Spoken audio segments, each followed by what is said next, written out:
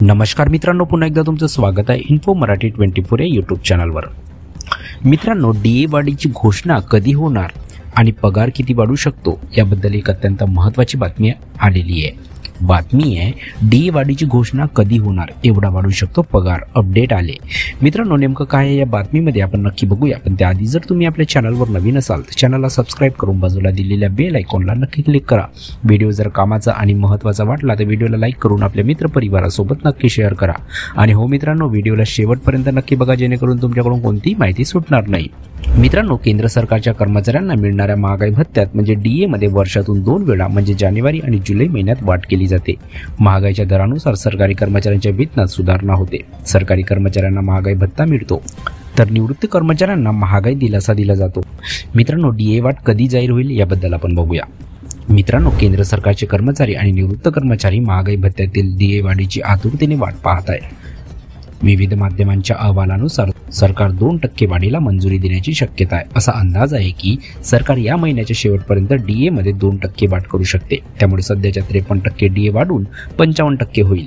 काही अहवालानुसार पंतप्रधान नरेंद्र मोदी हे येत्या बुधवारच्या कॅबिनेट बैठकीत यावर अंतिम निर्णय घेऊ शकतात। मित्रांनो, डीए वाढीची प्रक्रिया कशी असते याबद्दल आपण बघूया। मित्रांनो, महागाई भत्त्यातील वाढ ही वर्षातून 2 वेळा केली जाते। जानेवारी आणि जुलैमध्ये जाहीर केली जाते। महागाई दरानुसार सरकारी कर्मचाऱ्यांच्या वेतनामध्ये वाढ होते।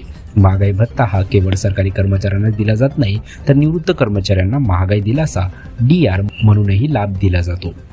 डीए वाढीमुळे पगारात किती फरक पडेल याबद्दल आपण बघूया।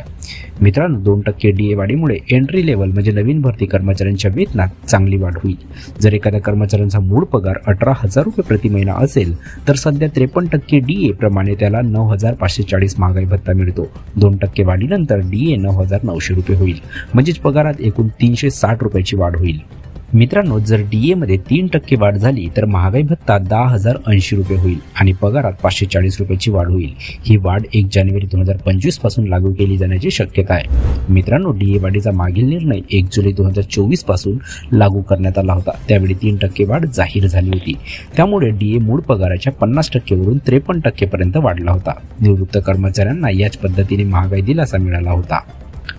मित्रांनो, पंतप्रधान नरेंद्र मोदी यांच्या नेतृत्वाखाली केंद्र सरकारने सरकारी कर्मचाऱ्यांच्या वेतनवाढीबाबत चर्चा करण्यासाठी 8वा वेतन आयोग स्थापना केला आहे।